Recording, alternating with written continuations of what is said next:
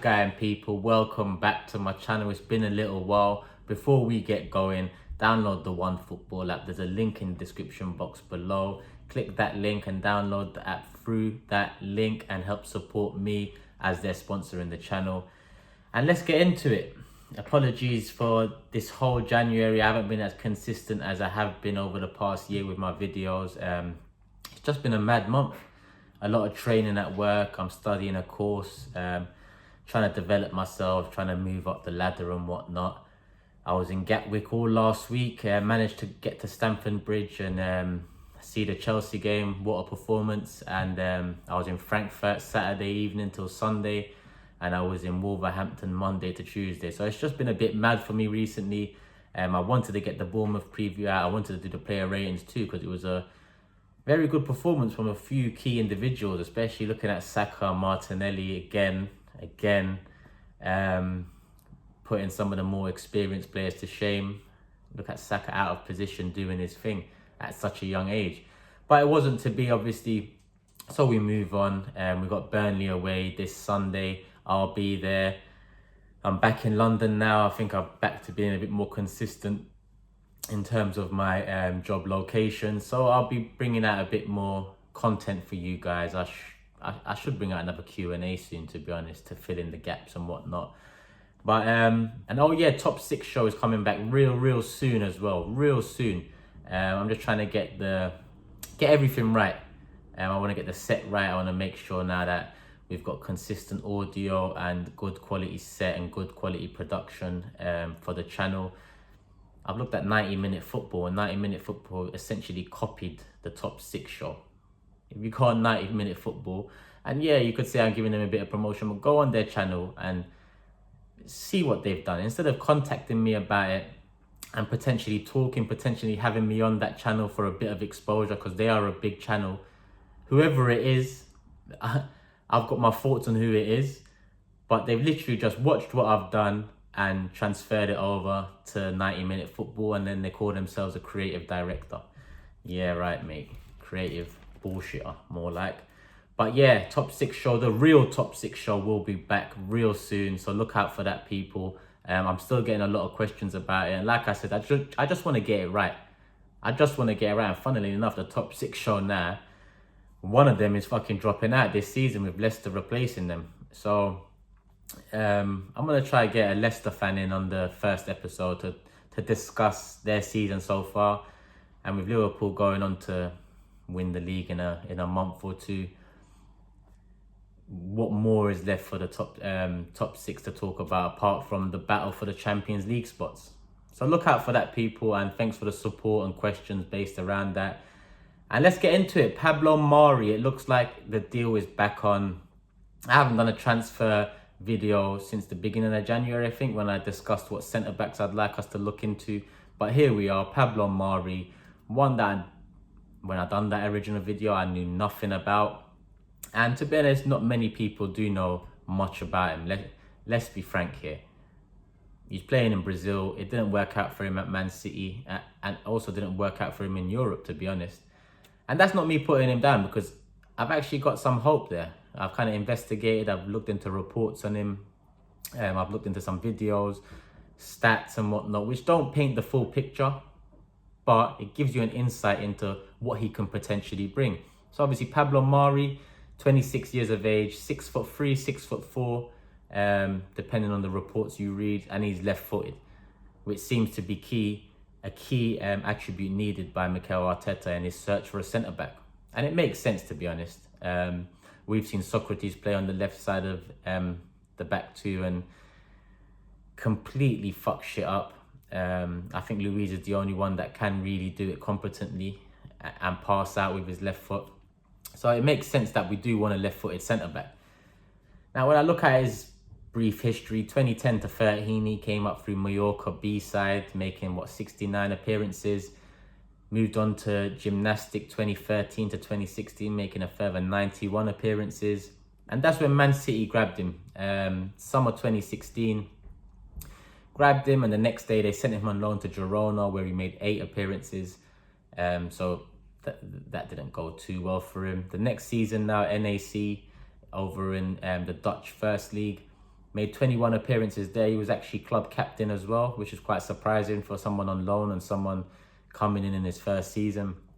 And he ended his stint at Man City with a loan at Deportivo La Coruña in, I think it was the second league in Spain at the time, making 38 appearances there. And just gone, signed for Flamengo in 2019, making 22 appearances and proving to be a little bit of a sensation over there. I mean, if you look at Flamengo's performance over the past year and a bit, obviously a lot of us must have watched Liverpool versus Flamengo in the Club World Cup final, and they done a very good job defensively, a very good job. They was on top for most of that game, and it was due to the structure, it was due to the transition from defense to midfield to attack, and it was due to the organization of Flamengo. And when I look at reports about Pablo Mari, a lot of people do say he is a leader. He is someone that can instruct the defense, lead the defense, talk and maintain a line, which is positive news. But again, obviously, you lot know me already. I'm not one to just go off this. It's just hard for me to discuss this transfer when I know nothing about him. Literally, that Club World Cup final game was the only game I've seen him live, seen him 120 minutes. And during that game, it's not someone I was looking out for. It was just a game I was enjoying, a game of football. So we'll see how it goes. When I look at his strengths and the strengths reported, tackling comes out a lot, bravery comes out, heading, obviously being that taller physical presence, that makes sense, and strength. All in all, I think all attributes are key for a defender. Now, on the other side of things, his weakness is his right foot. On his right side, he's nowhere near as comfortable as he is on his left, which can prove a problem at times, especially when you have other players passing to you on your weaker foot and whatnot. It needs to be correct. When someone's passing to the next player, then it needs to be in space, it needs to be on their stronger foot, and so on. So as much as that's a weakness, it's a weakness that might not be highlighted if we can play correct football. But a weakness that does stand out to me is his pace. Reported to be quite slow when he was at one of his clubs. I forgot which club it was. It might have been Mallorca. No, it might have been Mallorca Gymnastic. I forgot which club it was, but they didn't want to play. They wanted to play a high line, which with his pace, it didn't really bode well. Hence why he moved on to Flamengo. And when I look at this season, he's made 22 appearances, passing accuracy of 87.8%, 2.5 aerial duels won per game, 2.9 clearances per game. Looking at highlights and clips, I think he's very composed on the ball. Now, some of the reports say he's a bit messy on the ball, he's no nonsense, he kicks out. And yes, I have seen a lot of clips where he is making a crunching tackle, a very good tackle, and literally just clearing it into safety or just passing it out for a throw-in and getting back into shape. What I do like about some of the clips is after a tackle, is straight back into position for him. Straight back into position. He's not drawing himself out. He's not leaving space in behind. Literally, in that aspect, he is no nonsense. Tackle, get up, back in position. And like I said, the composure he has, especially on his left foot, I've seen some passing range there. Not so much short passing, more tackle, get the ball, and a long ball over the top, out wide, into key areas where Pepe, Reece Nelson, Martinelli, Saka, when our left back comes back. Positions where they operate, positions where we need to release players as quick as possible. Once we get a tackle in defensively, part of the transition is getting it to the right players at the right time. And I do think watching him, he has the potential to do that. He is confident, very confident in his left foot. So, like I said, we'll have to see. And another thing I noticed about him is the way he uses his body and his strength. He's quite smart with it. He knows when to go in for a tackle and he knows when to hold back and potentially shield the ball, use his body to maybe barge and maneuver the other attacking player out of the way. So he looks like he's got a brain. He looks like he's got a head on his shoulders. And that goes a long way right now, because at Arsenal is something we have lacked for a long time. If Pablo Mari does bring leadership qualities, if he does bring strength, bravery, heading, tackling, I mean, he's someone that can make that centre-back position his own at Arsenal. And that's what we are all crying out for. Obviously, we've got Saliba coming in this summer, but Saliba's going to be coming in at 19 years of age. So Saliba's going to need a competent head next to him in that defence. And that's expecting that Saliba comes and slots straight into the first team. With his injuries this season, I can't lie to you, that doesn't bode well for me. Getting injured so frequently in the French league, he needs to toughen up before he comes to this league, that's for sure. So with Pablo Mari, if the reports are to be believed, if the video clips and highlights show the player he is instead of highlighting just key moments and whatnot, then we have got what seems to be potential in this signing. Like I said, he played 120 minutes against Liverpool, and dare I say it, they should have won that game in the 90, if I'm honest. Yeah, Firmino got the winner in extra time and it was only 1-0, but it was a very good performance from Mari. Very good performance. I've also noted down, like I said, I read into varying reports, looked at various videos, and one of the reports I read was from Tim Vickery, a South American, well, you probably heard of him, a South American football expert, discussing Pablo Mari. I think it was on TalkSport. Yeah, it was on TalkSport. And I took out a bit of what he said. So I quote Tim Vickery, and he said, "I've been droning on about him to anyone who will listen for the past few months because I think Man City missed a beat with this one. For me, in that Flamingo side that coasted the Brazilian Championship, won the South American title or CL equivalent, and gave Liverpool a game in the Club World Cup final, I think he was the most important player." I hope you're right, Tim. I hope you're right, mate. He hasn't got express pace, but his positioning is enough to get him out of jail. That to me describes Per Mertesacker to a T as well. And one thing I do miss about Per is he's the last defender we had that had one of these, or what's inside one of these, a brain. And it's sad because you do need some sort of awareness, some sort of brain to operate in defense, to know when to push up, to know when to pull in, to know when to hold, to know when to head, to tackle, to close down. It's all part and parcel. Yes, physical attributes are also key, especially in this day and age with pace and the fast pace of the Premier League, especially. Physical attributes do matter. But when you look at his height, when you look at his strengths in terms of strength, bravery, heading, tackling, that all works well and it all falls into the same basket. Whereas something like pace, you can counter that with a brain. You can. There's not many Van Dijks out there that have it all. Let's be honest, there's not many Van Dijks out there that have it all. Tim went on to say, Arteta knows the player, knows what he's getting, and I think it could be a good bit of business for Arsenal.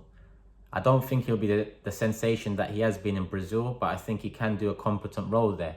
Now, I think when he says Arteta knows the player, I think that's key too, because we've been linked to Matvienko previously, Shakhtar Donetsk, and I think that's another defender that Arteta's seen firsthand, having played Shakhtar twice this season already with Man City. And it seems like Arteta has some sort of say in what's going on right now. I know Emery didn't, but it seems like potentially when Arteta was discussing terms with the club and whatnot, he demanded that he has a say in transfers, because so far this January, some of the names we've been linked with, I can connect back to Arteta in some way, shape or form.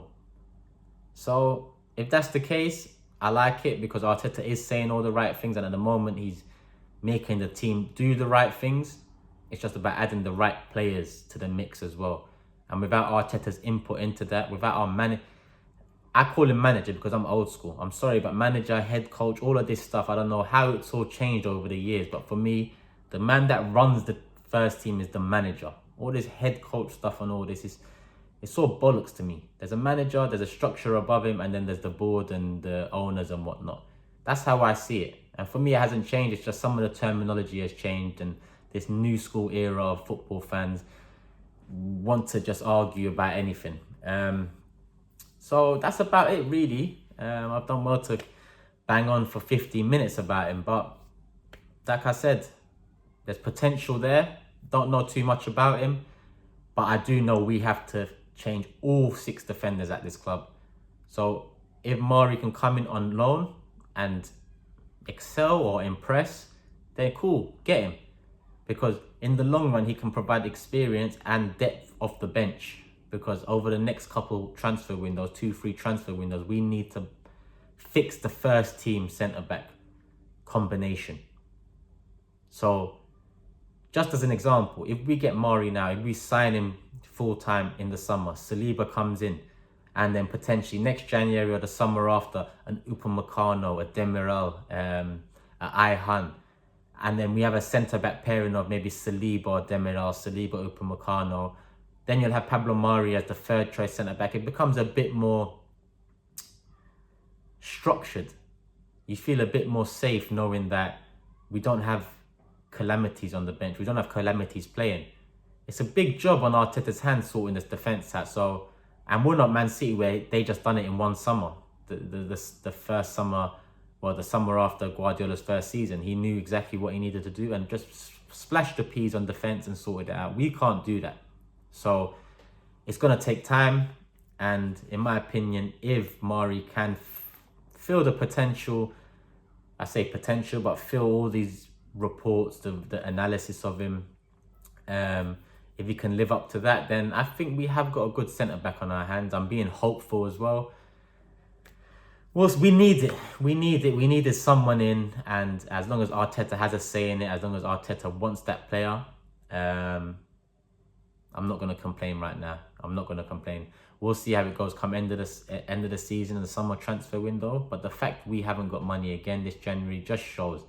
It just shows. And there's a report out about why Arsenal are in this mess right now, and it dates back to, guess what? Us giving Mesut Ozil 350k and buying Aubameyang in the same month, and then dropping out into Europa League for how many seasons in a row. But why do I always bang on about wages? I can't wait to do this video.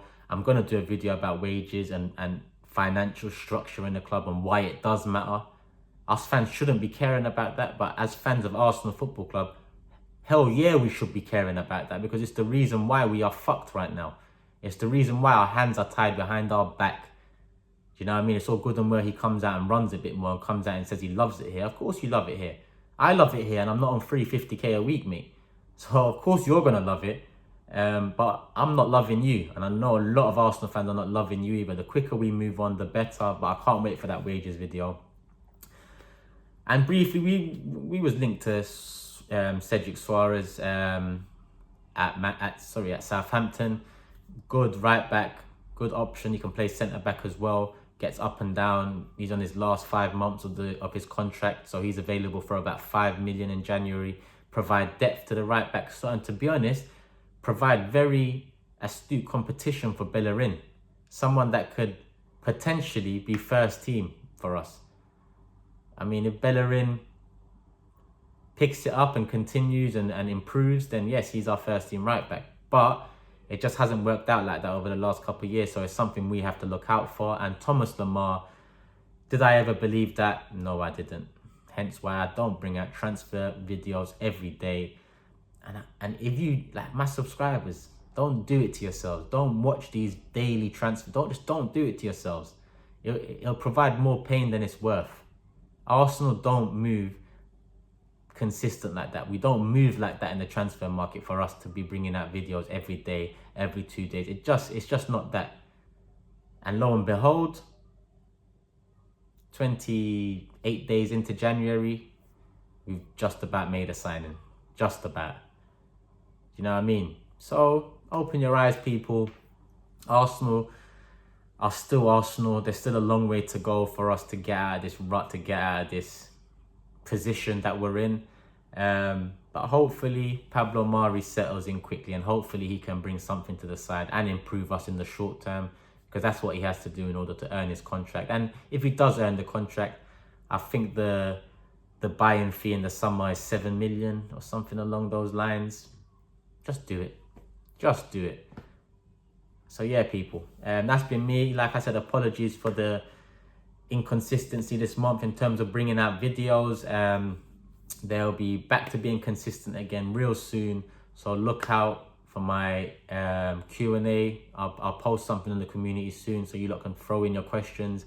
Burnley preview coming up, top 6 show coming back real soon, and a special video on wages and the structure at Arsenal, United, Liverpool, Man City, Chelsea, Tottenham, and understanding why I bang on about wages and Arsenal's financial mismanagement over the last few years. Until then, people, I'm out. Let me know in the comments what you think about Pablo Mari below, and anything else you want to talk about. Share it, subscribe, Instagram, Twitter, Turkish LDN, OneFootball. Download it using the link below. Until the next time, people, I'm out. Love, love, love.